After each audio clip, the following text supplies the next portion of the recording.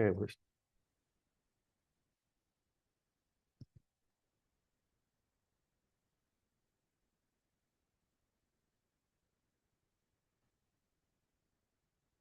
good day, everyone, and welcome to the webinar for the 2027 Macy Faculty Scholars Program. I'm Peter Goodwin, Interim President and Treasurer at the Josiah Macy Jr. Foundation. The purpose of today's webinar is to provide you an opportunity to learn more about the Macy Faculty Scholars Program. We will share with you the vision, highlights, and information about the program, as well as the application and selection process.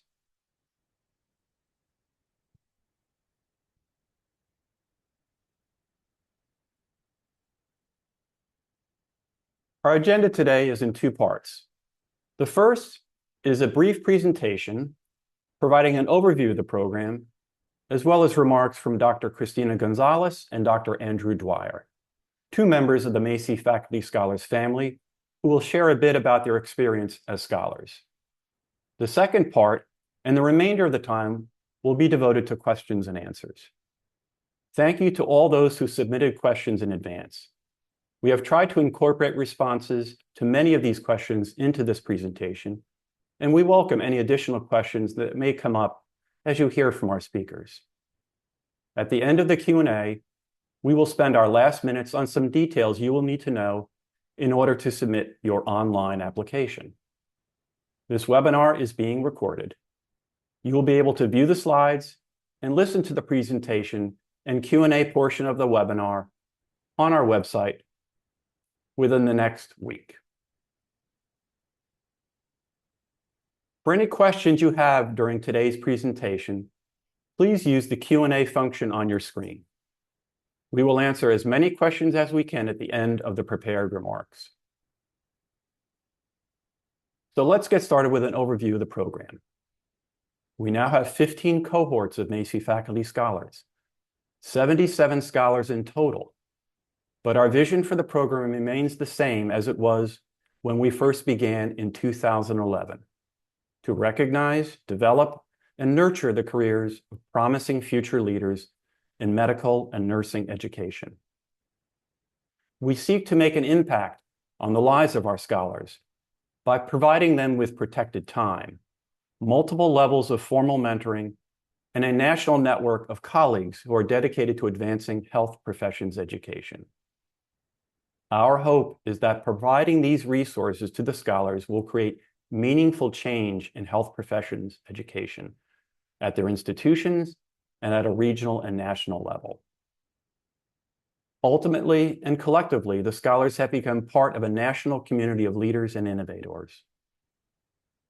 One important note to highlight: this is a career development award, meaning we are just as interested in the individual as we are in the proposed project. We are interested in early career candidates for whom the program will have the maximum impact at this point in their career and who have the greatest possibility for future impact in their careers. I'll talk a bit more about this when we discuss eligibility. That said, this is not like a K Award. Whereas a K Award prepares recipients for careers in research, the Macy Faculty Scholars Program aims to develop leaders in education. Some of the highlights of the program are the following. We offer salary support capped at $100,000 per year for 2 years to protect at least 50% of the scholar's time to pursue a mentored project at their home institution. We also offer $25,000 per year to be used for project support and professional development. Scholars are formally paired with a mentor from the National Advisory Committee and a peer mentor from the group of alumni scholars. We go through a process of identifying matches that we think will be appropriate and beneficial and take into account preferences from the newly elected scholar. Most of our first-year scholars enroll in the Harvard Macy Institute's Program for Educators in Health Professions. We pay the tuition costs for one HMI course, and many scholars choose to use some of their professional development funds to attend additional HMI courses. All scholars whether they are in the two-year award period or alumni scholars, are invited to attend the Macy Faculty Scholars Annual Meeting, which many will say is their favorite meeting of the year. And finally, scholars will have access to a national network of Macy grantees and programs.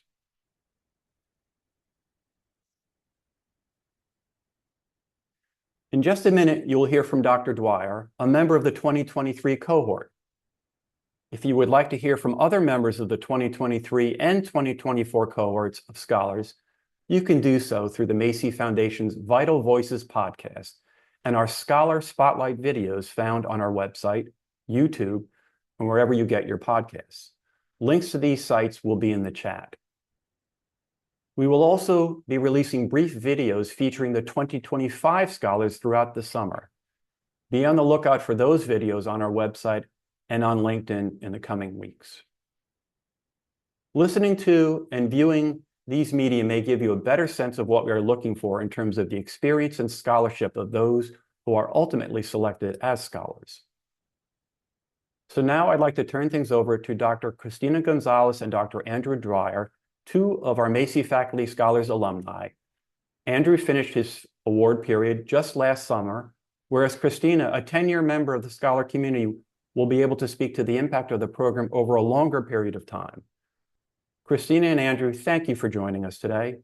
I'd like to invite each of you to take a few minutes to share a bit about your time as a scholar and how the experience affected your careers and lives. Andrew, let's start with you. Thank you so much for the opportunity to talk about this amazing program. I would say for me, being a Macy Faculty Scholar has been transformational and the single most important and impactful thing that's happened to me in my professional career. How it's impacted me is I've become really a leader in a different way and in my home institution. I have a network of people who share my beliefs and values and encourage me to pursue the things that are important to me. The meeting is my favorite meeting of the year. I mean, you're meeting with people who value interprofessional collaboration, ethical decision-making, and health equity. And these are people who've committed their careers, and Christina's really a leader in that space. So you'll hear from her, but it's just an amazing community to be a part of. And the cohort you're in is like family. We're in regular contact, and it's helped me grow into more of a leadership role. I've been promoted to full professor, and I'm really ever grateful for being part of this family. So I'll kind of stop there and let Christina share some of her thoughts. Great. Thank you so much, Andrew. And thank you, everyone, for the opportunity. You see me looking down a little bit at some notes because as a 10-year member of the Scholars Program, I have a lot of wonderful experiences to share, and I don't want to miss them. I wanted to clarify just one quick point. When Peter said that it's different than a K award, which is, of course, true, in that we are looking to nurture educators and not researchers. I see some familiar names in the attendees list, and I want to be clear, in no way does becoming a Macy Faculty Scholar bar you from being a education researcher. Right? And so I think, and so I am an education researcher. I've been extramurally funded since 2010. And so I think it's important to know that my interventions are all education. And I think this, as I said, I see some of the names. I think you would be more than wonderfully set up to be able to pursue a career in education research. So just some highlights.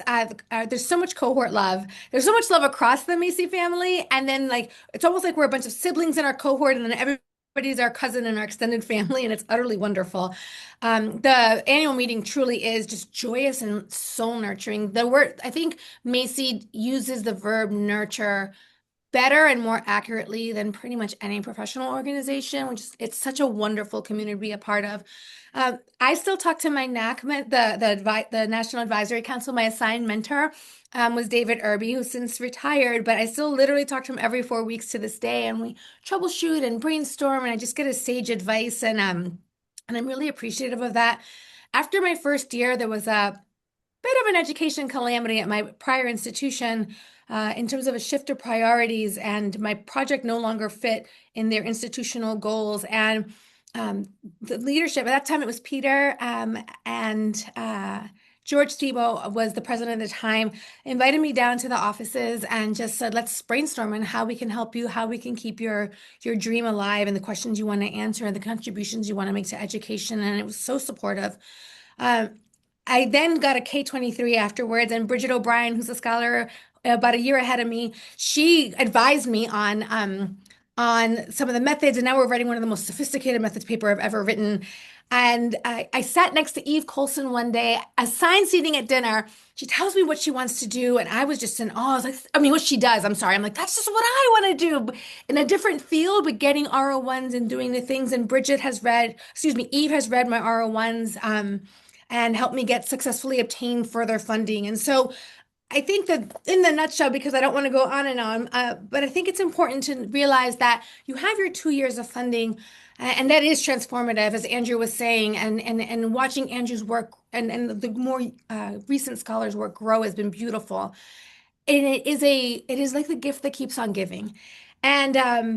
And the last thing I'll say is, like, right now, for example, I'm collaborating with a current scholar because we both do work in the diagnostic process. And that has been completely unexpected. I'm learning from the nurse practitioner and the PhD nursing perspective. And if you PubMed me, you'll see what kind of work I do. I do not want to talk about it in detail, but it is health equity based and has had some of the the challenges of the last little bit.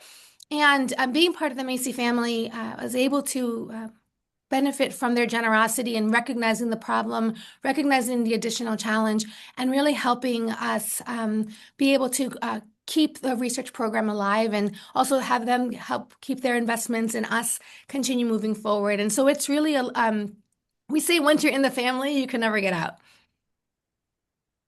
Thanks.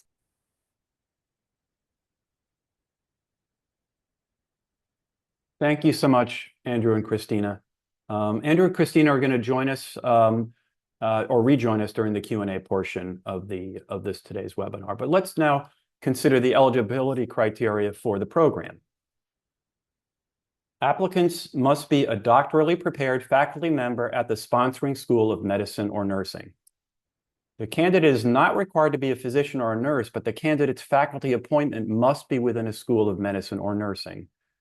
If you are a faculty member at a teaching hospital that is affiliated with a medical or nursing school, you may apply, but the nomination must come from the dean of the school. The candidate should be an early career, benefits eligible faculty member. We envision early career to mean roughly 3 to 8 years of experience. But please note, this range is an estimate and not an absolute. We will still consider candidates outside of this range. The candidate must be nominated by the dean of their medical or nursing school. I should note that we have an interest in candidates who represent the breadth of diversity in medicine and nursing, and in the patients and populations we serve, and also in building relationships with new institutions. Each nursing or medical school can nominate only one candidate. A university that has both a medical school and a nursing school can nominate one candidate from each school. A nursing or medical school with a first-year Macy faculty scholar is precluded from nominating a candidate. Applicants must have identified a senior faculty member who will serve as their mentor and provide advice on project and career development. We've received a handful of questions about selecting a mentor. While there is no one-size-fits-all guidance to offer, mentors should have an established relationship with a scholar and be in a position to help the scholar navigate challenges at the scholar's home institution and possibly beyond. Once you have selected a mentor, we appreciate it when we see a thoughtful mentoring plan described in the letter of support as part of the application. With respect to the education project, we are particularly interested in projects that take place in the clinical learning environment and address at least one of our 3 priority areas: promoting equity, diversity, and belonging, increasing collaboration among future health professionals, and preparing future health professionals to navigate ethical dilemmas. We also like to see a demonstration of appropriate institutional support for the project. And finally, applicants must be a U.S. citizen or permanent resident. The application includes multiple pieces. The first is the candidate's statement of career objectives and personal goals for this program. We are eager to know about you as a person, what experiences led you to this point, your career goals. We also ask you to provide a description of the education project to be undertaken. The application itself outlines the specific pieces we are most interested in. You will have to provide a nominating letter from the Dean of the School of Nursing or Medicine. You will have to provide a letter of support from the candidate's mentor, a letter which describes the characteristics that suggest the candidate's potential for impact and leadership and indicates the mentor's commitment to advise you on your project work and your career development. You will need to provide a letter from your department chair. This letter should indicate the chair's commitment to protecting the time of the candidate. And finally, a letter from one other senior faculty member is part of the application packet. This should address the personal characteristics of the candidate as a future leader.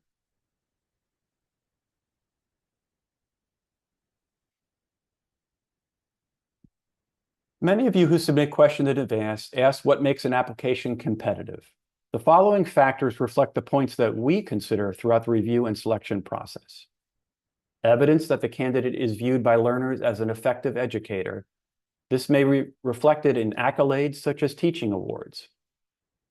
Whether the candidate is in a position to directly influence learners in the local environment. Evidence of an ability to turn daily work into scholarship that has been disseminated. The merit of the proposed education project and the likelihood that it will influence national trends in health professions education and ultimately improve the health of the public. Evidence of a strong mentor and of institutional support. And that the candidate shows potential to become a national leader in health professions education. And let me reiterate again, this is a career development award.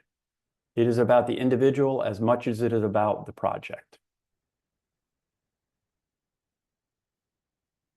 Senior staff at the Macy Foundation will review all complete applications and semifinalists will be selected. We typically receive around 80 applications per cycle. National Advisory Committee will review applications of semifinalists and finalists will be selected from that pool. The National Advisory Committee and senior Macy Foundation staff will interview all finalists via video conference on January 28th and January 29th, 2027. The selected scholars will be notified by February 1st, 2027, and appointments will begin on July 1st, 2027. As you can see here, these are the dates to keep in mind throughout the application process. Applications are due Thursday, July 30th, before midnight Eastern Time. On or around January 8th, 2027, all applicants will be notified that either they are a finalist or that they have not been selected. In late January, finalists will interview with the National Advisory Committee and senior Macy staff via video conference. Shortly after the interviews, finalists will be notified whether or not they are selected. A kickoff meeting for the new scholars will take place on April 5 and 6 in Denver, Colorado, and the Macy Faculty Scholars Annual Meeting will immediately follow. The scholars' formal appointment will begin July 1st, 2027. We will now move to the Q&A portion of the webinar. Please enter any questions you have about the Macy Faculty Scholars Program in the Q&A function on your screen. Dana Levinson, our Chief Program Officer, will be reading your questions aloud for us to discuss, so I invite Dana to join us now. Staff are also working behind the scenes to type answers directly into the Q&A, and we will answer as many questions as we can in the time that remains. I'd like to also ask Christina and Andrew to join me as well. And Dana, if you are with us, you may queue up the questions for myself, Andrew, and Christina. Thank you, Peter. The first question discusses what appropriate institutional support would look like.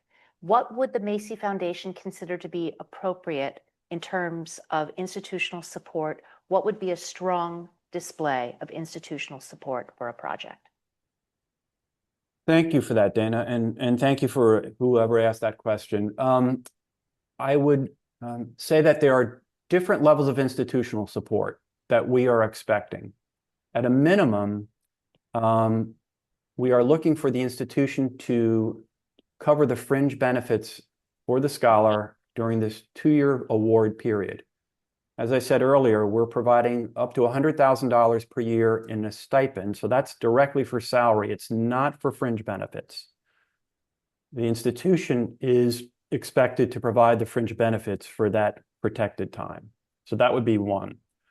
The second would be this award does not provide for indirect cost recovery.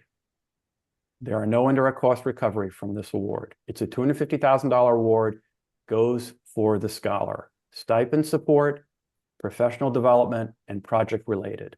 So we're looking to the institution as well to pick up indirect costs. So those are sort of the minimum that we are expecting. Beyond that, we welcome the institution providing support primarily around the educational project, for example. If the funds that we are providing, $25,000 per year, is insufficient, the institution could provide additional support.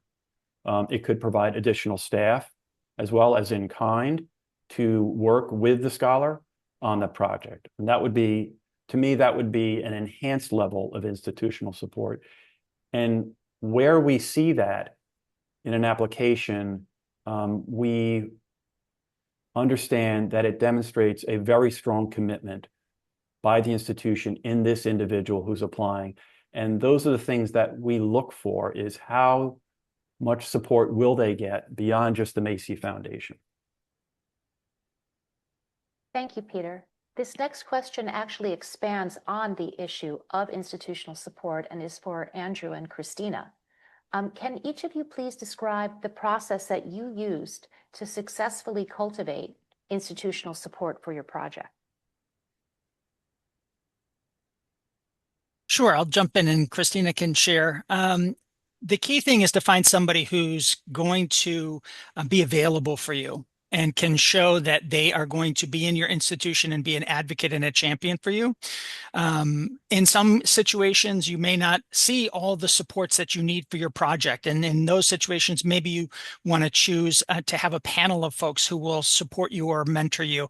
But the institutional mentor should be available and really be an institutional champion. That was my experience, but I'll let Christina share what hers was like. Definitely, Andrew. I would add to that in my mentor is still is actually, but was Paul Morantz, and he was a real advocate for me. And interestingly, not a content expert in what I happened to be interested in, but was one of the people that had institutional knowledge and really understood how education research is done successfully, and was able to use his social capital and his privilege to really be able to amplify what I was trying to do and put me in the right places at the right time. He wrote an extremely strong letter. In fact, to this day, I model my mentoring letters after the way he wrote his letter. And the last thing I would say is the way he mentored was very hands-on. I think there was a question about like how often, like we would meet like once a month, but we would be in communication via email or text much more regularly when needed. To the point where I was on a mentoring panel recently for another organization, and I talked about Paul so much that at the end, one of the young people asked me, "How do we find our own Paul?" And so I think that if you have that relationship, and trust us, we're everywhere. Pauls are everywhere for the finding, I promise. But I think if that relationship should be really clear, and their power and ability to influence, I think, is salient to your success, and also I think to be clear that there is going to be some place, even if it's an elective, right? Even if it's a pilot, that you aren't going to get this award and then have to figure out where to put it in your education setting. I think the mentor can make it clear that they can advocate for that for you as well. Thank you both. The next question relates to having a diverse cohort within the Macy Faculty Scholars Program, and notes that historically certain states or institutions have received a majority of the funding while others have been marginalized. And the question is, what criteria does the Macy Foundation have in place to promote greater equity in future applications and future selected scholars?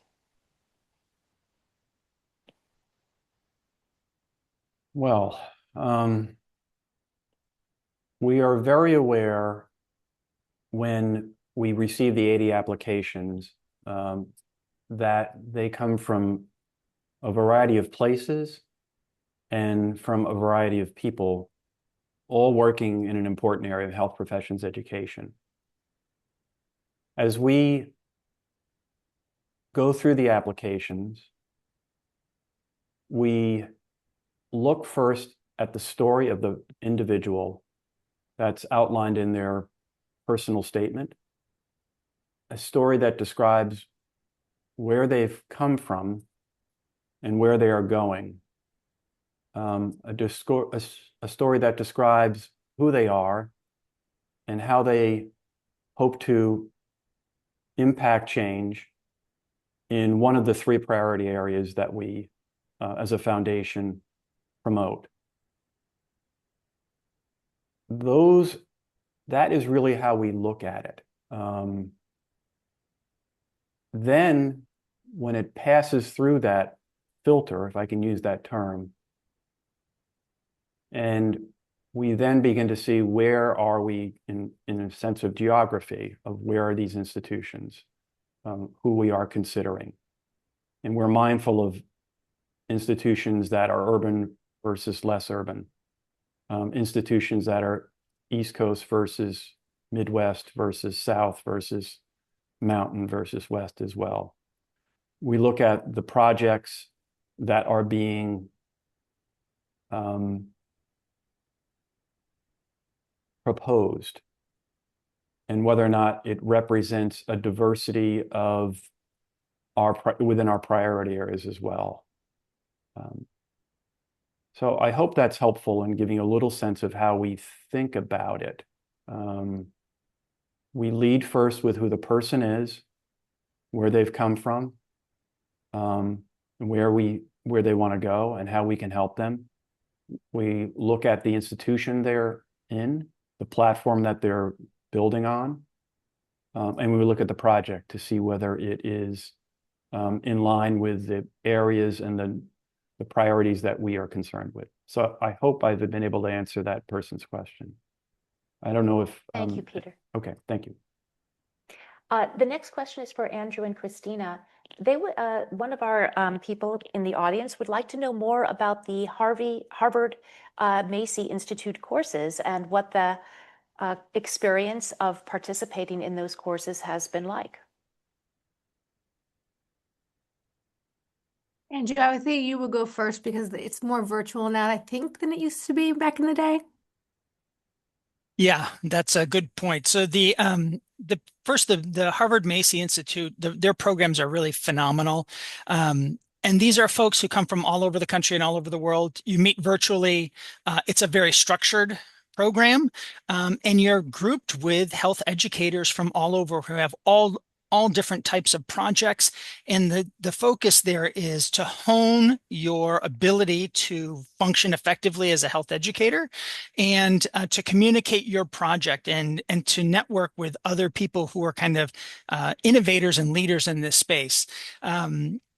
Oftentimes, many of the Macy faculty scholars are faculty on those courses, leading small cohorts, but it's quite demanding remote. And then there's an in-person session in Boston on the Harvard Medical campus in the spring, which is really fabulous to be able to meet folks face to face. And you keep in touch with people from your cohort. So it's, again, a different kind of networking experience in addition to the Macy community and your mentoring that you get as a Macy faculty scholar. I would just want to add that it is when I went, it was all in person. It was pre-pandemic. So it was a 11-day and a 5-day, and it was great. And we learned a ton. The really cool thing is that it's kind of like this, it's like a fun extra club you get to be a part of. So if you go like the AMC or some of the national nursing meetings in education, they tend to have like a dinner or coffee or something like that. So you can keep those relationships going and expand your network as you're looking to contribute more to education at your institution and in whatever way beyond your institution gives you career satisfaction. Thank you, Andrew. Thank you, Christina. We have a couple of questions in the chat about utilizing a mentor who is not at the home institution. And it was noted that strong mentors are often familiar with the scholar and able to help navigate challenges at the home institution. But would a mentor from another institution be viewed favorably if they bring significant expertise and credibility and advocacy in the project area, even if they are not in a position to directly influence the applicant's institution? Yeah, the short answer is absolutely. We have seen scholars who have had a mentor who had a deep content expertise in the project topic that the scholar was engaged in with their education project, who was not located at their home institution, but was located somewhere else. But the person was a national leader, and it made perfect sense for that person to serve as their mentor.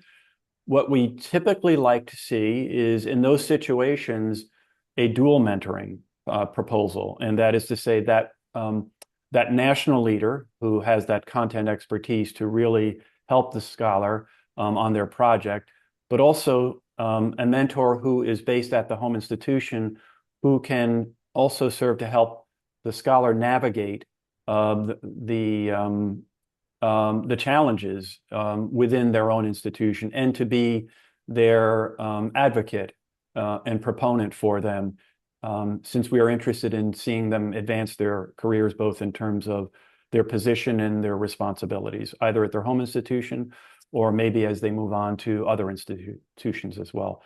So in that case, a dual mentorship would probably be something that would work quite well. And I see, Andrew, you have your hand up. Would you like to also add? Yeah, just a quick comment. I did have that exact scenario where I had a local mentor, but I required other expertise and content the expertise that wasn't at my institution. And so the home institution mentor was critical for helping the success of the project, but for it to really work and have larger impact, I needed to have those national figures. So you can think broadly about what will make your project most successful. That just wanted to add that comment. Thank you, Andrew. Thank you. Andrew and Christina, for those who are in fact lucky enough to be selected to become Macy faculty scholars, there is an issue of competing balances in the faculty life for those who are asked to teach, for those who have a clinical role, and those who are doing scholarly work. How have scholars successfully balanced this in the course of their time as Macy faculty scholars? So I think it varies for a lot. I think it varies often by clinical role. We have a few people who are like PhD education like methodologists or sociologists, for example. But for those of us that are nurses or physicians, I think people's clinical time varies. Um, what many of us have done is to really delineate when you're going to be in clinic, when you're going to be in the hospital. I'm a hospitalist, so when I'm in the hospital, and when you're going to be doing your education work. And I know you're thinking, well, thanks, that's mind altering but if when you have it written down, then you can start to see where there's like scope creep.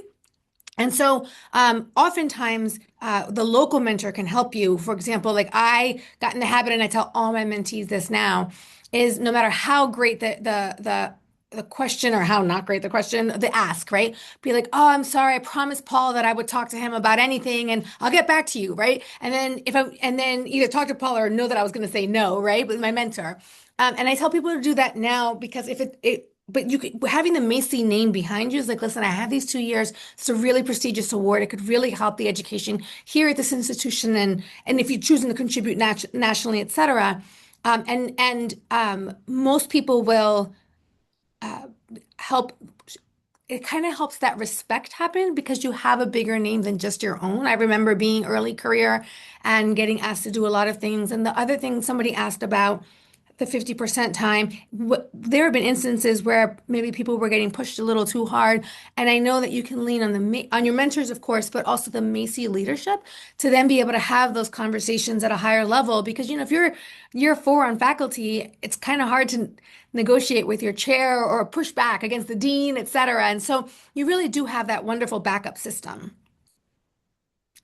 Yeah, and the dean or the chair has to write your letter committing the institution to that time. So it's a bit of a contract that so you can have some confidence pushing back. I mean, I had NIH funding when I was named a Macy Faculty Scholar, so I had to balance those things. And you can, but there's the gift of the being a faculty scholar is the time and the mentoring and the support and there's just so much that you just give your time to the project and that mentoring and amazing things happen. But you have the contract to push back and say, no, this is really my commitment is to this institution and this organization, and they're making an investment in me and this institution where we're at. So you can really, I would echo what Christina said there. Thank you both. There are a number of questions about selection criteria and what makes an application stand out. And so I would like maybe the three of you perhaps to talk a little bit from your experience in working with other scholars and knowing their applications and proposals. What would make an application stand out as focused and competitive for this award? I'll give a couple of things. One is related to just sort of how you present yourself in an application. And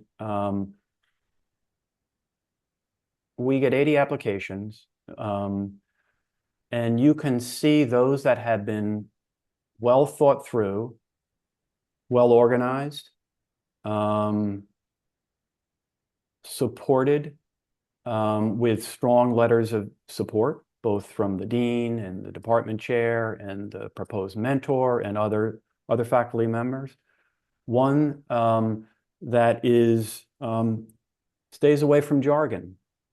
Too much jargon can be distracting, quite frankly, to a reader. I have no doubt that the fine applications that I've read through have taken advantage of someone accessing a copy editor who they know to look at it before it gets submitted, so that you really are presenting it in a very clear, organized way with that strong support. The letters of support matter. Having some scholarship matters.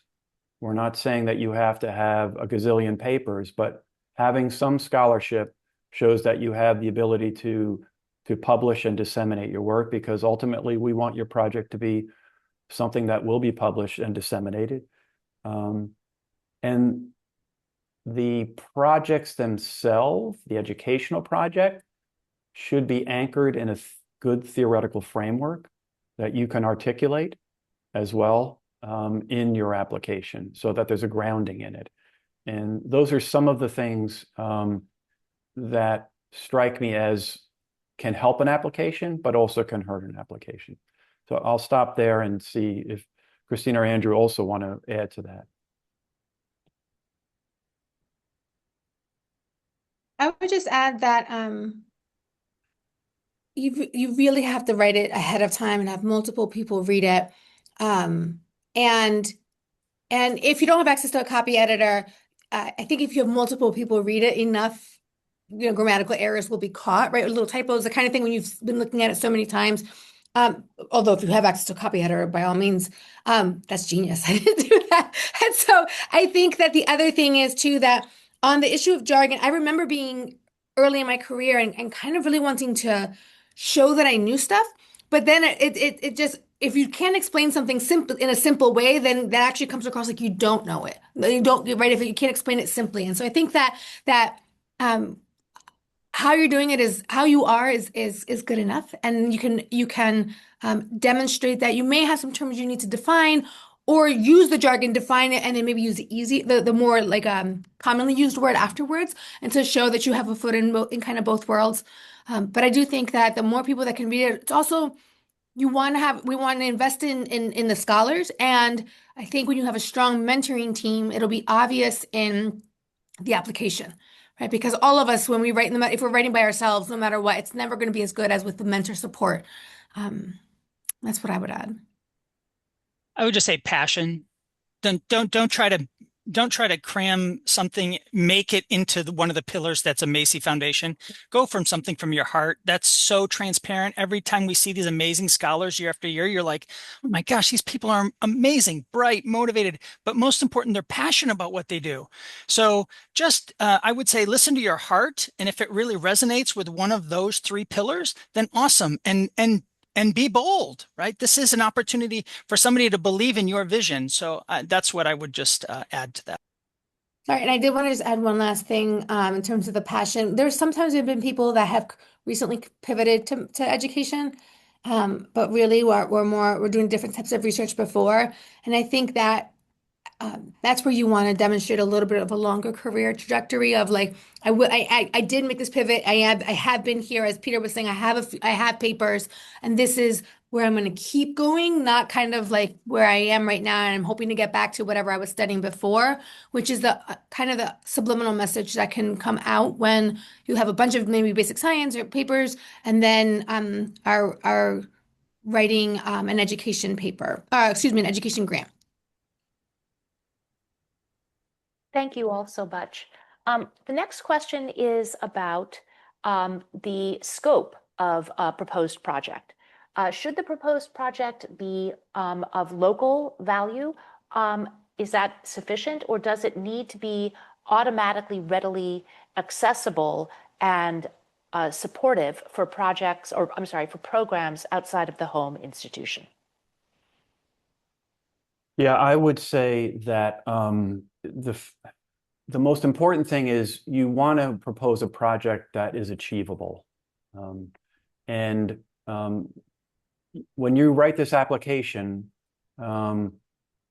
keep that in mind, but also keep in mind that we recognize that it is a plan, and that your plan is more than likely going to change as you get down the road on your project, and that's okay as well. We don't, what you plan and what you end up doing sometimes look quite differently. So there's many different ways to achieve the ends, but think about whether or not it's achievable. And in most cases, you'll probably start locally and then go globally after that. But we love the projects that are successful.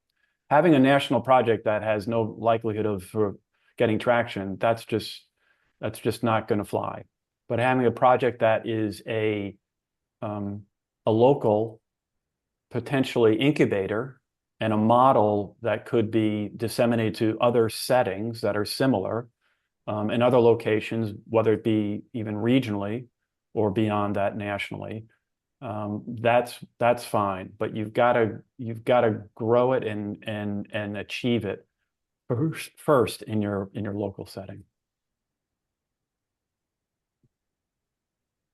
Thank you, Peter.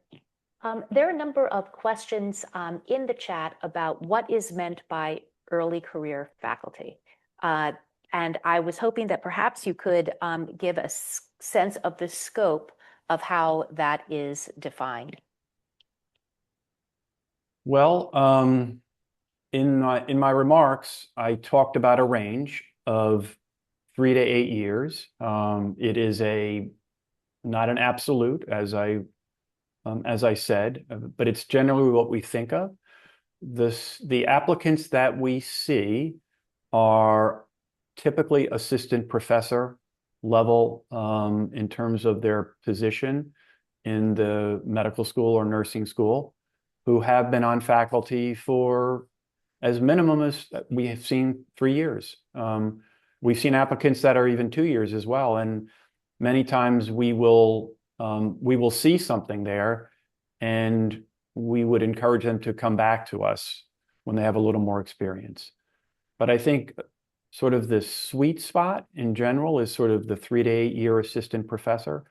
But we have seen applicants that are longer tenured and shorter tenured than that.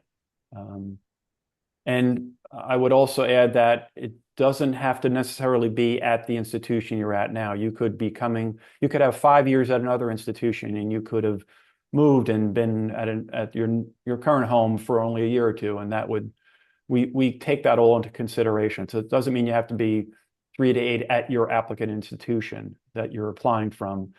It's just sort of 3 to 8 years experience. Thank you, Peter. There are a number of questions that are asking about the current political climate and whether or not the Macy Foundation has restrictions in terms of the language or the subject of the project that we will consider for support. I'm volunteering. Wait, Peter, I have to. I am volunteering to answer that question. I apologize. I put my hand up and I unmuted shamelessly. The Macy Foundation stands by its values. It is a values-driven organization, and the values are their values and have been their values since before May of 2020. I want to say that out loud as a big shout out of respect. Therefore, write what you want to write and stay true to your passion and your values, and you will be evaluated. I'm not even worried about being wrong. You will be evaluated on your candidacy, and you will be evaluated on your project. But you don't have to worry about making up words to make up words. And I love that. And so I shouted it out proudly. I will mute now. Thank you, Christina.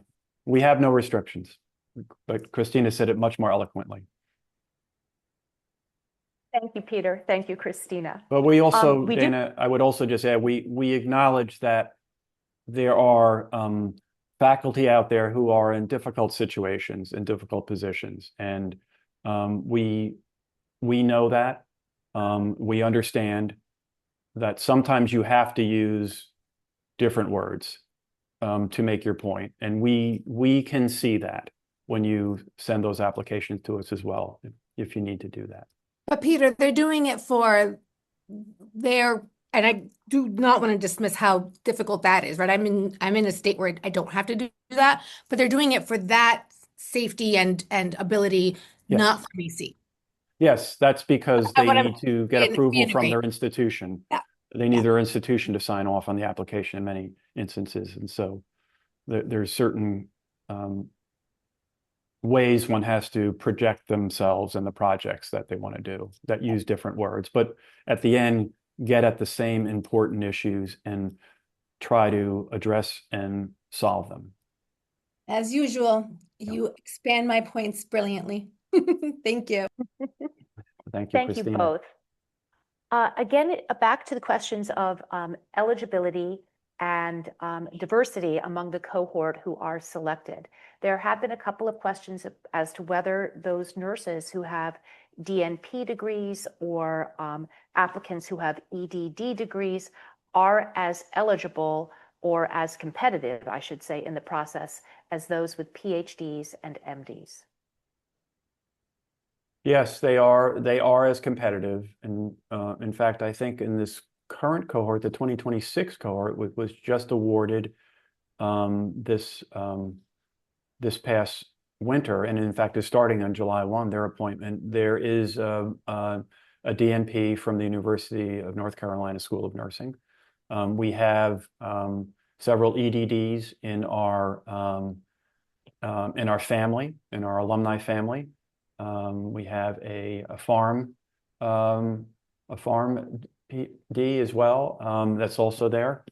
So they are welcome, and they are not viewed any less because of that.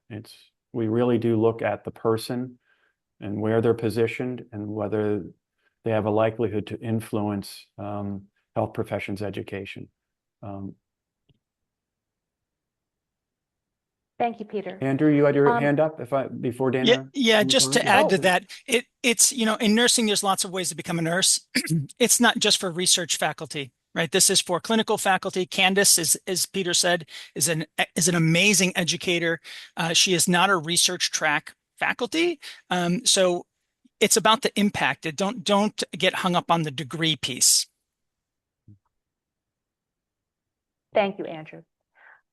There are questions about the nature of the project and whether a project that involves multiple institutions or is interprofessional would be reviewed favorably in our process.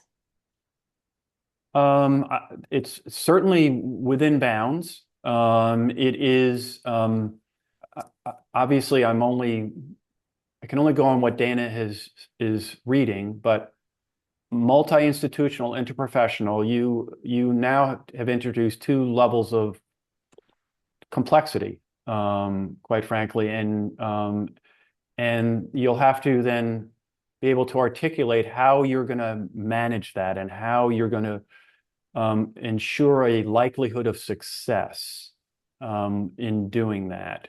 And so reviewing something favorably depends upon the quality of how it's presented, and we spoke about that earlier, as well as what you're aiming to achieve. It sounds quite aspirational, but I would not dissuade you from going after that, but just be mindful that we want you to be able to do something that's achievable. And that's the most important thing. We want you to be successful.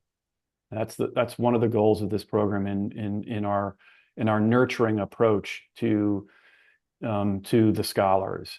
And so part of that success is being able to execute on a project and then disseminate it. Thank you, Peter.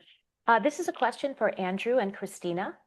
What meeting routines or habits with your project mentor best suited your development needs, both as in terms of your project development, but also your personal and professional development?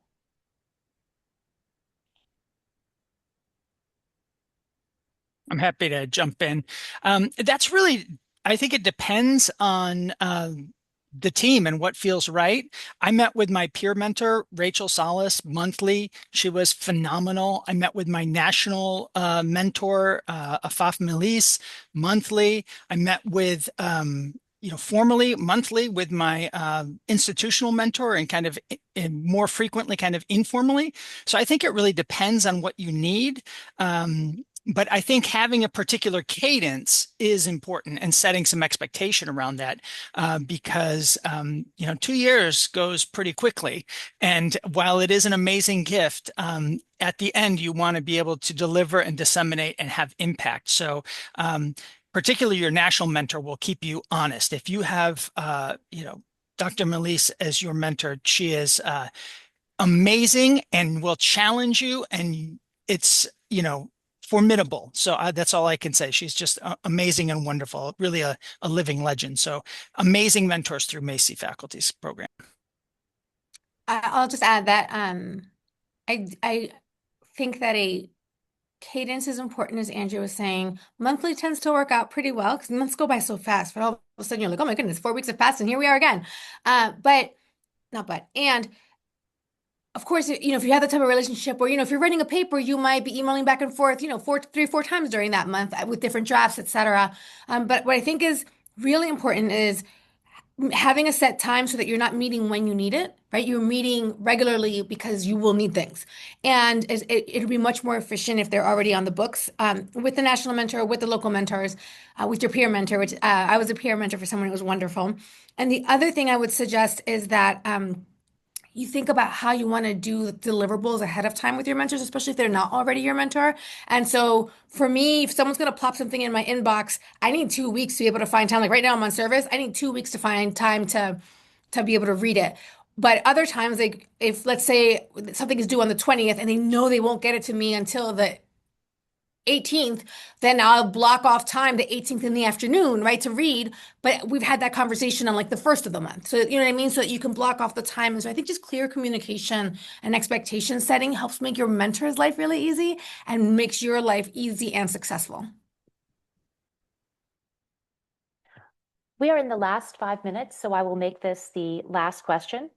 The question is, if there is priority given to applicants in the selection process who have already demonstrated their ability to be stellar educators versus those who are more in a development phase in their careers, those who have the potential to become one. And the question is whether there is diversity in the educational expertise levels across the cohort. There is diversity. We think about when we are at a sort of the final stages and deciding sort of who the finalists will be that we'll be interviewing, sort of that some are earlier in their career and some are a little further along. And we have found that there is a cohort chemistry that exists within each cohort. And there's typically a cohort is 5 scholars. And the cohort themselves benefit from the diversity of someone who might be a little more seasoned in their career than others who are less seasoned in terms of their career. And so we think about that balancing when we assemble the cohort. I don't mean to make this sound the wrong way. It's not the primary point, but it is a marginal consideration as we look at a cohort and who is going to be the finalists that we want. We recognize the power in having people with different levels of expertise, with different levels of tenure, and with different institutional makeups as well when we assemble that. Thank you, Peter. Dana, Time for one. I'm so sorry. With the rest, I've been trying to answer questions in the chat that like are not beyond what I know, and so I've been trying to type a bunch. What are we gonna do with the few that we didn't get to before this is over? Should we just so that they know? Well, many of the questions that we will come in, we will add to the frequently asked questions component of the website. In the last couple of minutes, I think the rest of us will try to very quickly answer the questions that are there. Some of the questions have been asked in other formats. And we are also very happy to entertain emails to the info@macyfoundation.org website for those who have additional questions moving forward. So why don't we move to the wrap-up portion of the webinar then? We're utilizing an online application for this program. To access the online application, you must first go to our website, click on the Macy Faculty Scholars in the navigation bar, and go to the Apply page. For your convenience, the Scholars URL is displayed on the slide here. To apply, you'll need to register for an account on the online application platform. You will also need to get the tax ID for your school as part of the registration process. Once you've registered and logged in, you may save and return to your application as often as you like prior to submitting it. If you have questions during the application process, as Dana indicated, you may email us at info@macyfoundation.org. But before you email us, we encourage you to visit the Macy Faculty Scholars Program website.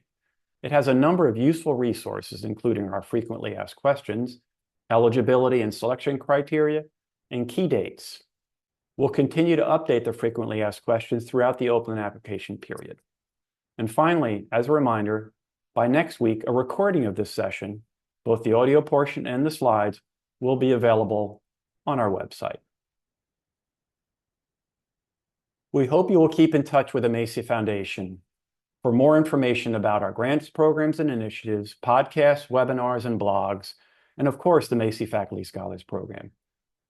I want to thank our panelists, Andrew and Christina, for being with us today. You were terrific. And thank all of you for joining us. We hope to receive applications from many of you this summer. Have a wonderful day.